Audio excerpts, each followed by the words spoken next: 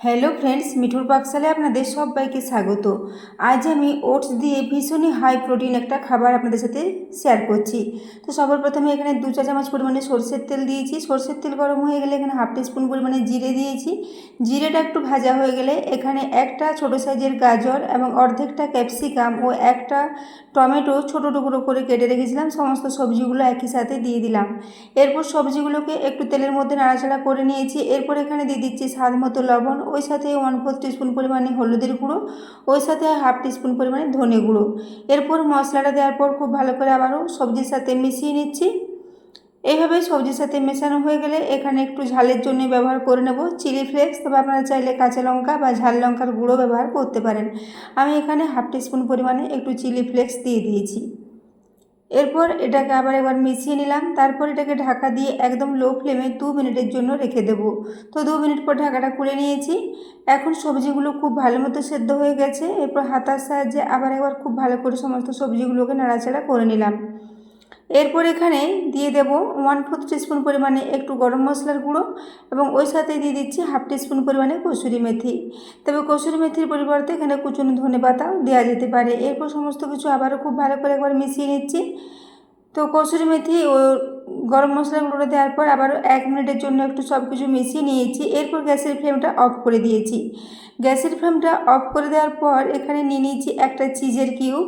একটা কিউব নিয়ে এটাকে এভাবে গ্রেট করে এই সবজির সাথে মিশিয়ে নেব, তাহলে টেস্টটা ভীষণই ভালো হবে। তো বন্ধুরা, আজকের এই রেসিপিটা আপনাদের যদি ভালো লেগে থাকে তাহলে অবশ্যই একটু বন্ধুদের সাথে শেয়ার করে দেবেন এবং রেসিপি ভালো লেগে থাকলে অবশ্যই চ্যানেলটি সাবস্ক্রাইব করে আমার পাশে থাকবেন। তো দেখুন, এরপর একটা চিজের কিউবটা খুব ভালো মতো করে গ্রেট করে এই সবজির সাথে মিশিয়ে নিচ্ছি। তো বন্ধুরা, আজকের এই রেসিপিটা ব্রেকফাস্টে বা টিফিনে বা বিকেলের দিকে হালকা ফুলকা খিদে পেলে এভাবে এটাকে বানিয়ে নিতে পারেন। বানানো ভীষণই সহজ এবং খেতে এটা দুর্দান্ত টেস্টি মতো রেডি হয়েছিল। এবং এটা যেহেতু ওটস দিয়ে তৈরি হয়েছে আর দেখুন নামমাত্র তেলে এটাকে রেডি করেছি, এটা ভীষণই টেস্টি হবে খেতে এবং সবারই এটা খাওয়া যাবে। তো দেখুন, এরপর আমি এভাবে এটাকে খুব ভালো করে চিজটা দিয়ে মিশিয়ে নিচ্ছি। তারপর এটাকে গ্যাস থেকে নামিয়ে ঠান্ডা করে নেব।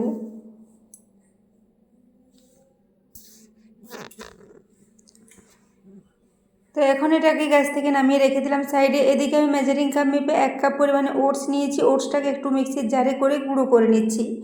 তো দেখুন, এটাকে মিক্সির জারে দিয়ে খুব ভালো করে গুঁড়ো করে নিয়েছি। খুব ভালো ফাইন মতো একটা গুঁড়ো করে নিতে হবে। এদিকে আমি গ্যাসে একটা কড়াই বসিয়ে দিয়েছি, তাতে ওই কাপের 1 কাপ পরিমাণে জল নিলাম। ওই সাথে স্বাদ মতো লবণ দিয়ে দিয়েছি। ওই সাথে চিলি ফ্লেক্স দিয়ে দিলাম হাফ টিস্পুন পরিমাণে এবং হাফ টিস্পুন পরিমাণে দিয়ে দিয়েছি কসুরি মেথি। এরপর জলের সাথে এটাকে খুব ভালো করে একটু ঢাকা দিয়ে ফুটিয়ে নিচ্ছি প্রায় 1 মিনিটের জন্য। তো জলটা খুব ভালো মতো ফুটে গেছে। এরপর এখানে দিয়ে দিচ্ছি ওই যে ওটসটা গুঁড়ো করে রেখেছিলাম, সেই ওটসের গুঁড়োটাকে এইভাবে গরম জলের মধ্যে দিয়ে খুব ভালো করে মেখে নেব। এটা 1 থেকে 2 মিনিটের মধ্যে খুব ভালো মতো চটজলদি মাখা হয়ে যাবে, একদমই বেশি সময় লাগবে না। লো ফ্লেমে এটাকে 1 থেকে 1.5 মিনিট পর্যন্ত একটু মিশিয়ে নিচ্ছি। এইভাবে মিশিয়ে নিয়ে গ্যাসের ফ্লেমটা অফ করে দিয়ে এটাকে ঢাকা দিয়ে 5 মিনিটের জন্য রেখে দেবো, যাতে কিছুটা ঠান্ডা হয়ে যায়। তো দেখুন, ওটসটা জলের মধ্যে খুব ভালো মতো মিশে যাচ্ছে। এইভাবে নাড়াচাড়া করতে করতে এটা একটা বেশ ডো মতো রেডি হয়ে যাবে। তো বন্ধুরা, আজকের রেসিপিটা ভীষণই হেলদি, ভীষণই টেস্টি, ভীষণই প্রোটিন সমৃদ্ধ একটা রেসিপি। আপনারা রেসিপিটা বাড়িতে অবশ্যই ট্রাই করবেন। এটা বাচ্চা থেকে বড় সবারই ভীষণই পছন্দ হবে এবং খেতেও ভীষণ টেস্টি মতো এটা রেডি হয়েছিল। তো দেখুন, এরপর আমি ওটসটাকে রেডি করে নিলাম। এরপর এটাকে গ্যাস থেকে নামিয়ে কিছুক্ষণ ঠান্ডা করার জন্য ঢাকা দিয়ে এখন 5 মিনিটের জন্য রেখে দিয়েছিলাম। 5 মিনিট পর ঢাকাটা খুলে নিচ্ছি। এখন এটা পুরোপুরি ঠান্ডা হয়নি, কিছুটা গরম আছে। তো এরপর আমি হাতে করে এটাকে একটু মেখে নেব। তো তার আগে হাফ টিস্পুন পরিমাণে তেল নিয়ে নিচ্ছি, উপর থেকে একটু তেল দিয়ে এটাকে মেখে নেব। তো দেখুন, এরপর তেলটা উপর থেকে হাফ টিস্পুন পরিমাণে দিয়ে দিয়েছি। এরপর এটাকে মেখে নিচ্ছি। এভাবে হাতে করে এটাকে খুব ভালো করে একটা নরম ডো মতো রেডি করে নিচ্ছি। এটা খুব সুন্দর মতো গরম জলের সাথে সেদ্ধ হয়ে গেছে এবং খুবই নরম আছে। এরকম একটা নরম ডো রেডি করলে রেসিপিটা তৈরি করতে সুবিধা হবে। তো দেখুন, ওটসটাকে এভাবে একটু খুব ভালো করে মেখে নিলাম।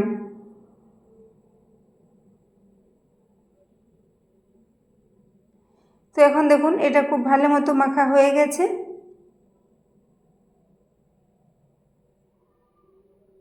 তো দেখতে পাচ্ছেন, এটা খুবই নরম মতো একটা ডো রেডি হয়ে গেছে।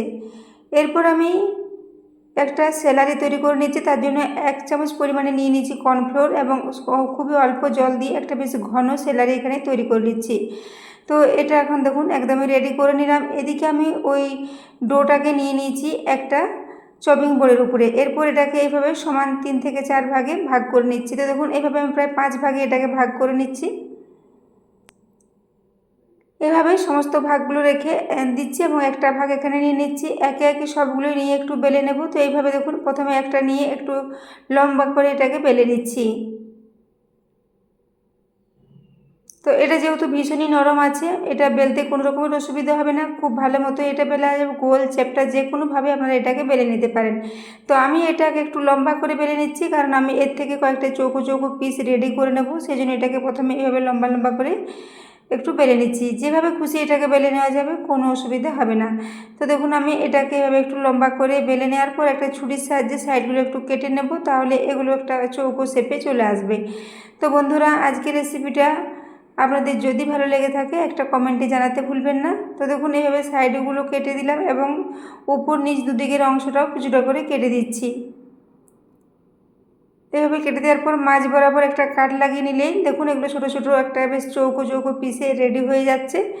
তো এভাবে আমি আবার যে কয়েকটা লেচি রেডি করে রেখেছি সেগুলোকে একইভাবে একটু কেটে এইভাবে দেখুন চৌকো চৌকো কয়েকটা রেডি করে নিয়েছি। এইভাবে সবগুলোকে রেডি করে নেব। তো এরপর আমি ওই যে সবজির পুরটা রেডি করে রেখেছি ওখান থেকে 1 চামচ করে পুর দিয়ে দিলাম। এরপর ওই যে স্যালারিটা রেডি করেছি ওটাকেও একটু সাইডে করে একটা সাইডে লাগিয়ে দেবো, তাহলে এগুলো আর খুলে যাবে না।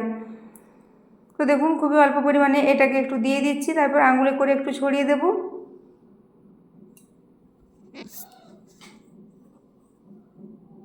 তো দেখুন এইভাবে একটু আঙুলে করে এটাকে ছড়িয়ে দিচ্ছি। তারপর এগুলোকে একটু রোল করে মুড়ে নেব।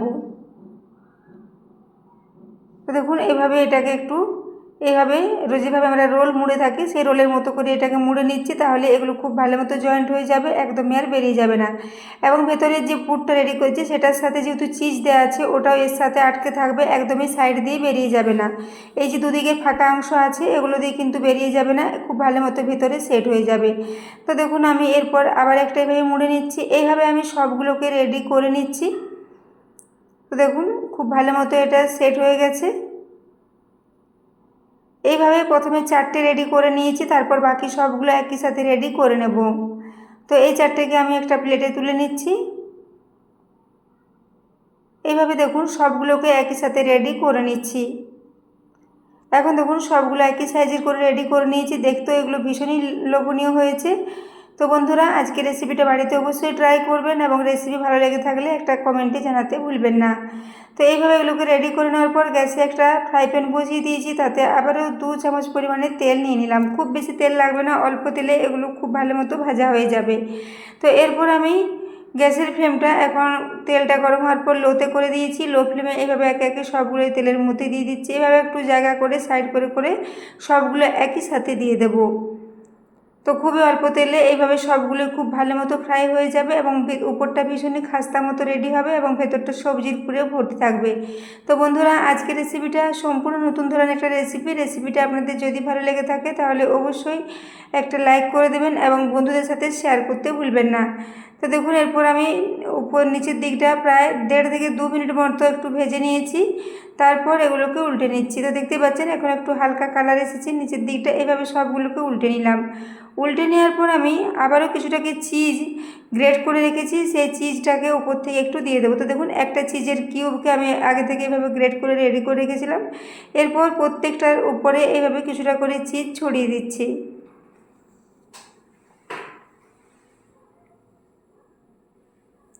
তো দেখুন এইভাবে চিজটা খুব ভালো করে ছড়িয়ে দেওয়ার পর উপর থেকে আমি কয়েকটা ক্যাপসিকাম কুচনো দিয়ে দিচ্ছি, যাতে এটা দেখতে ভালো লাগে এবং খেতেও টেস্টি হয়। তো এইভাবে দেখুন ছোটো ছোটো করে কয়েকটা ক্যাপসিকাম কুচনো ছিল সেগুলোকে একটু উপর থেকে এইভাবে বসিয়ে দিচ্ছি।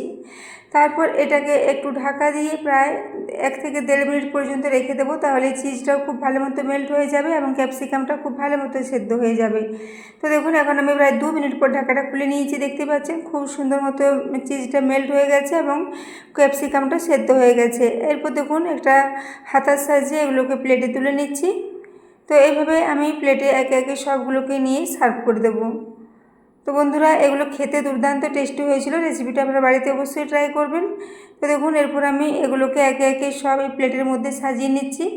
এগুলোকে আপনারা যে কোনো ধরনের চাটনির সাথে সার্ভ করতে পারেন, কিংবা এমনিতেও এটা খেতে দুর্দান্ত টেস্টি হয়েছিল। তো দেখুন, এরপর একটা আমাদের ভেঙে দেখিয়ে দিচ্ছি।